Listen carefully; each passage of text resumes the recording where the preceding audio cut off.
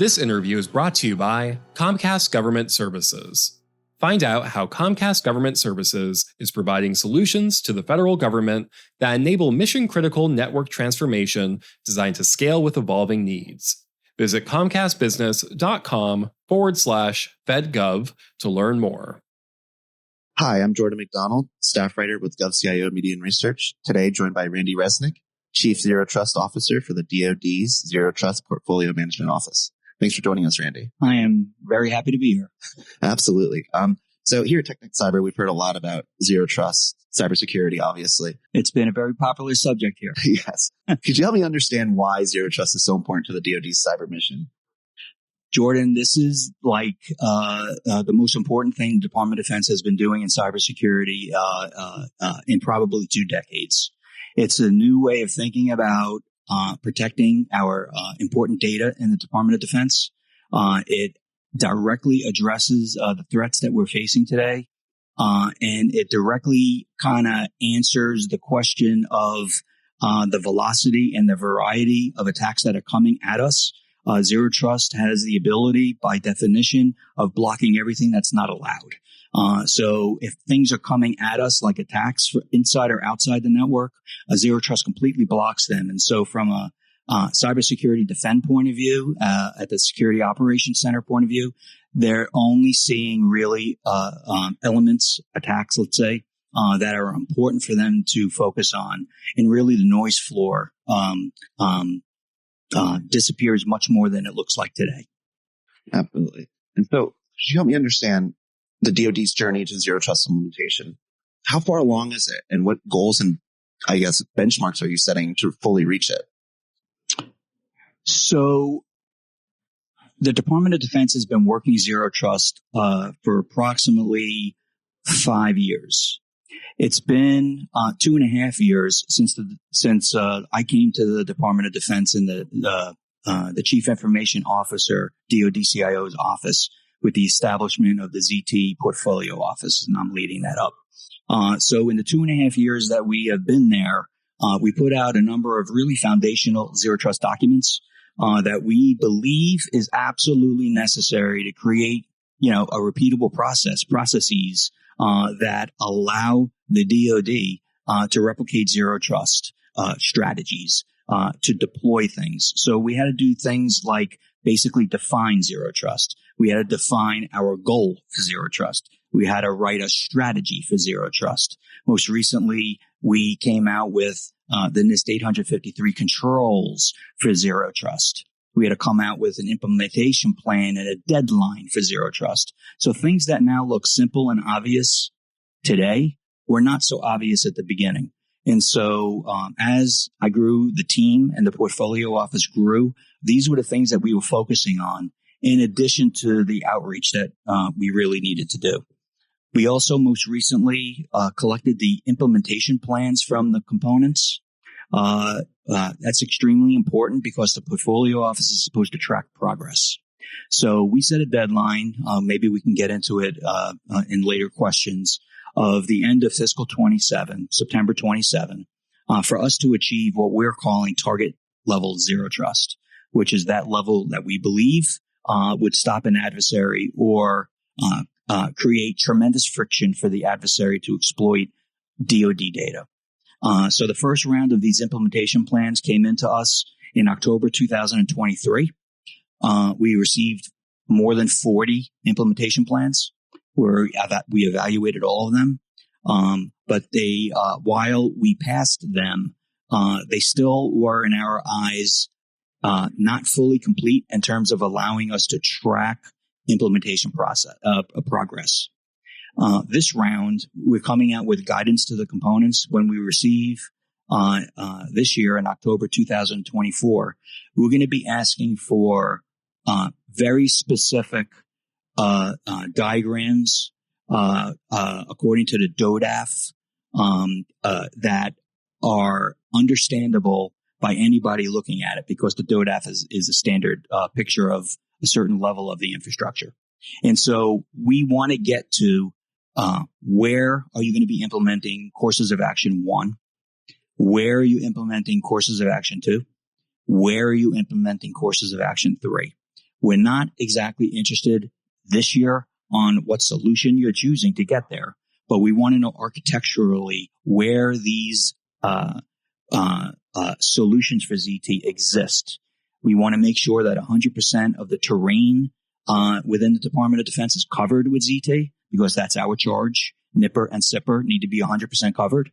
And so these DODAF pictures and where the COAs are being implemented will give us that 100% view. With the COAs and where we know they're going to go per what they're going to tell us, we could then do cost estimates. We kind of know what a COA 1 might cost, at least in general. We know in general how much a COA 2 would cost, and additionally, how much a COA 3 might cost. There will be a range when you do the multiplication, but we know rough costs. And then you just multiply it by the number of COAs 1, 2, and 3 each component is stating that they're going to implement. And you get a rough order estimate of the cost. That's extremely important because we know what their budgets are. It determines whether or not there are gaps. And if they need extra resources or dollars, this is at least the first pass of exactly what that dollar gap might be. And we are the biggest advocates of explaining within the Pentagon, along with the components, what their requirements and needs are, because we must get the target level of zero trust by the end of 27. And so it'll be a much more refined, detailed, schedule-oriented picture in what we're receiving in October 24. And that's exactly where we need to be. So we're being very clear on what we're seeking and wanting between now and then. And so understanding the need to create, implementation standards to reach target levels for ZT. Is this part of the recent zero trust overlays that you released, trying to help people understand and get, a sort of baseline of ZT within their networks? So in addition to implementing zero trust in the Department of Defense, we have this concept in the department that you need an approval to operate. You just can't install or build a network and turn it on without getting approval. There's a lot of checks and balances in the system. So our approval to operate process in the department calls for it's an evidence-based triage that is part of the RMF process. As part of the RMF process to date, the evidence that you need to show is which controls are you implementing in order to deliver the right cybersecurity that you require. When we looked at the existing controls that are being asked in the department, they're on existing networks. That's not good enough. It's too low of a standard for what zero trust requires. We knew this practically at the get-go. So we knew that we needed to update the requirements on what the department is going to ask for from a controls point of view, a cybersecurity controls point of view. And that's, I think, that is what you're alluding to is recently we published our NIST 853 zero trust overlays. So what we're saying is that if you want to build a zero trust element or infrastructure in DoD, you still have to go through that approval to operate process and the RMF process, but you now need to implement and comply with the zero trust overlays that we are saying are absolutely required to make sure you're hitting target level ZT. In the document, and it is a big document, I admit it's something like 370 pages, but we've gotten really tremendous feedback on it. The issue there, the positive there that we've accomplished is we've mapped each control back to each zero trust activity, which is not only a hard problem that everybody was asking us to do, but it validates or verifies that if you implemented that activity, you could check for its equivalent controls and vice versa. Absolutely. And in your work at the ZT office over the past few years, you have talked a lot about raising the standards of ZT. Could you help me understand, I suppose, some of the challenges that have arisen as you are working to improve the standards across the DoD? Because the DoD set up a portfolio office before anybody else, this was an unanticipated discussion that I'm about to talk to you about. And we thought up all these things that we needed to do in terms of the documentation, like I discussed just earlier. We found that our allies outside the U.S. And the FedCiv community through CISA and OMB, and even the intelligence community through ODNI, they took a look at our approach to zero trust. They took a look at the foundations, which are very solid, based on fundamental cybersecurity best practices. We took the threats in mind. We reverse engineered the DOTCAR framework and the MITRE ATT&CK frameworks. And so our allies are liking our strategy. They've taken our strategic document, our implementation plan, now the controls, and they're speeding up their zero trust journey probably by 3 or more years, because we've already done the hard problem in solving a lot. And they even want to lever off of the vendors and the solutions that we are going to procure soon. And they'll likely procure those same solutions for their infrastructure. And so there's a lot of outreach with our allies. We have monthly meetings and weekly meetings at different levels at the federal civ communities. Lots of discussions going on right now. And with the Intel community, without getting much into it, they pretty much took our strategy and implementation approach, and they've formulated it on their special needs, and we are in alignment. The benefit of all of this is interoperability.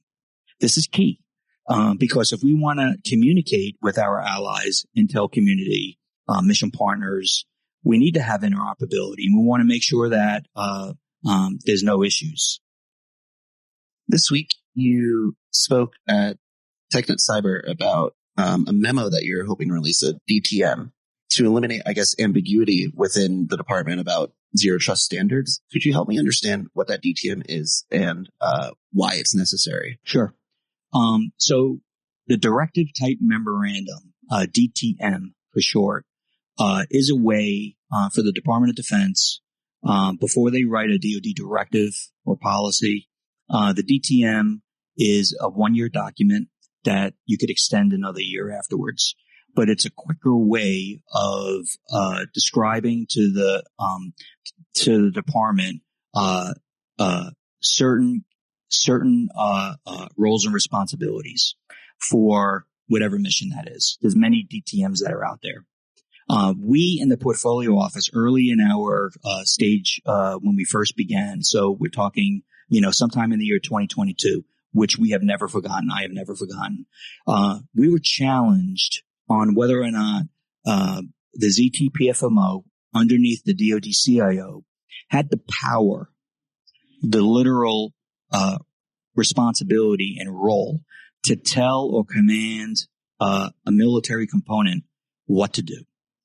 They're looking for orders from somebody that has Title 10 authority. That's how they view things. And so elements that have Title 10 authority today are places like JFHQ DODIN or U.S. Cyber Command, or perhaps a joint staff. So if any one of those elements said you must do in a cyber sense, they will do. They'll take that as an order. There was a gray area on whether or not the DoD-CIO can generate an order or a requirement in this case for zero trust, and for them to accept that as a military action. So there was an ambiguity there. The best way for us to clarify that and to clear that impediment, if there is one, because we haven't heard it since, but nevertheless, we wrote and generated a DTM, which if it's not public by the time you air this, it's going to be public very soon. And what it does is it describes the roles and responsibilities of the ZTPFMO, and it describes the roles and responsibilities of the military departments, and it also does the same for the rest of the components in the DoD. I think when I hear about roles and responsibilities within ZT, there's a lot of them, obviously. I want to ask how you shift the workforce to fully adopt ZT from top to bottom, understanding that, everybody really needs to be on board for it to be effective. There can't be any leaks, any holes of any sort. So we're at TechNet, and I did a briefing on Monday, 3 days ago. And in my briefing, I characterized the Department of Defense as a big battleship with a very, very small rudder. So the DoD, to change anything in the Department of Defense, is historically very, very difficult. We have been very surprised on the relative ease and speed that we in the ZTPFMO have had in marketing, describing, implementing, and moving the department forward on change in cybersecurity, which is unbelievably difficult. So from an IT perspective, I think we did a great job describing zero trust. Now it's coming down to brass tacks. It's coming down to actual implementation on the ground, actually doing things in terms of moving data around to secure it. But most importantly, it's about changing the mindset of people, the people in the department. And what we have found is that the culture of the Department of Defense when it comes to cybersecurity is very difficult to modify. I'm using the word modify and not change because I think it's a modification issue. And so with zero trust, I believe everybody in the department fully understands the threats that we face with our adversaries, especially in Southeast Asia. But the threats exist everywhere because attacks could have happened anywhere and jump around from anywhere. So it's a regional issue perhaps, but attacks can happen anywhere. So you need to be prepared for it as well as insiders. So it doesn't even have to happen from outside your perimeter.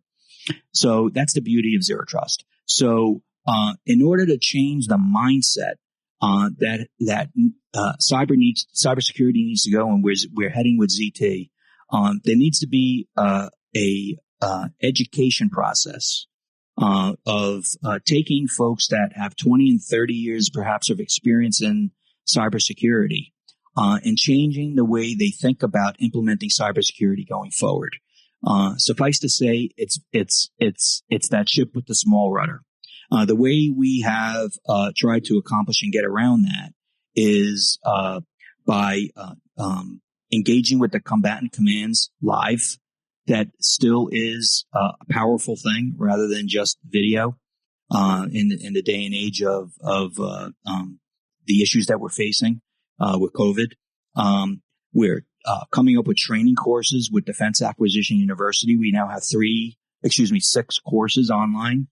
We've engaged with the schoolhouses. We're reskilling and talking about it with the components.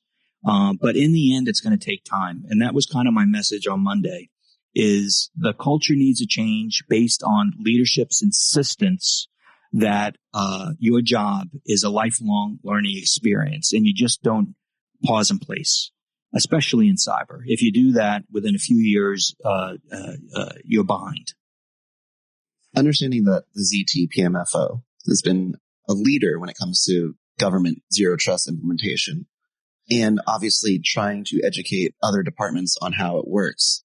What sort of lessons have you learned within the office that you would like to extend to the rest of the DoD? But then I guess also, have you learned anything from other agencies, civilian or military, that you would like to bring to your office as well when it comes to zero trust implementation?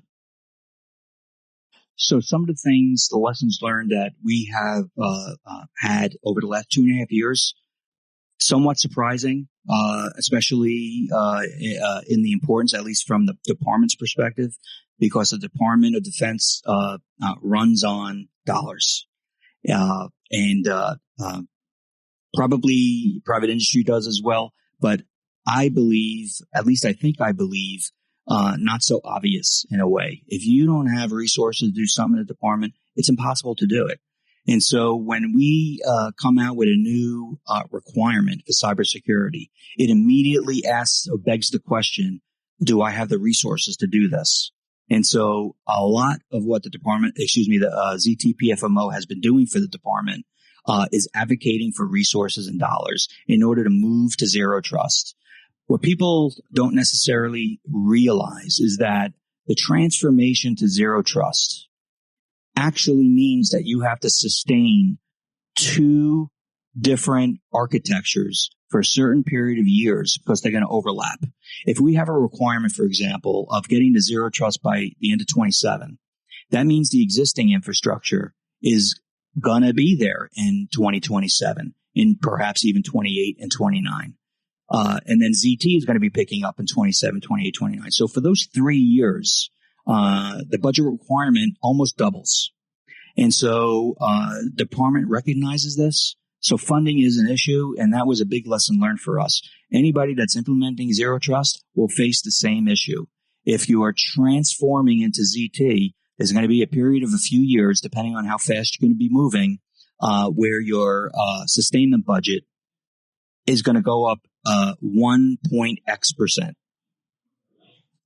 Another lesson learned is to reuse what you have in your infrastructure. You don't have to throw everything out. Our course of action one talks to improving upon your existing capabilities that you have already fielded. In the Department of Defense's case, we have billions of dollars already laid down on the ground. And so what we want to do is we want to understand what those that hardware is, reutilize as many as possible for zero trust, and essentially rewire them or reintegrate them in the way ZT needs to be done. And so that's a cost savings. Leadership is also extremely important. Without leadership in the DoD, I do not believe we would have been successful or as successful. We see leadership coming from everywhere. We see it coming from the National Security Council through the EO 14028. We see it coming from the SecDef and the DepSecDef, who have been big champions of zero trust. We see it, for example, through the Department of Defense's DoD CIO, Honorable Sherman, which has been the hugest fan of ZT, and on down. And so when employees see leadership's enthusiasm for the change or the requirement for ZT, and this goes down into the military ranks as well, it really compels the components to understand that this is not fake, this is real, and it's being measured, and it's important, and it has a priority. And so that has made the ease happen. In private industry, or if another element or the other agency is going to replicate what we did, same things need to happen in terms of leadership. And then, of course, the training thing, which I mentioned earlier. There are, at this point, relatively little amount of ZT good training courses out in the public. So we had to develop our own to bridge the gap. So as people transition to ZT over time, they may find a dearth of good classes for their employees to take. They may very well have to generate or create or use somebody else's training classes and programs. But I'm expecting that to fix itself through market forces. The existing companies that make up training courses will eventually start coming up with courses of zero trust. And the existing cyber courses right now will include zero trust. And so it will fix itself. Absolutely. Mr. Resnick, thank you so much for joining us. And we're looking forward to keeping up with your zero trust journey. Thank you very much. This was great. I really appreciate it. This interview is also brought to you by Fortinet Federal. How can your agency improve network visibility, control, and cyber defense? With advanced technology and expert support from Fortinet Federal. Advance your mission with modern, trusted networks that connect data centers, clouds, and remote users. For more, see FortinetFederal.com.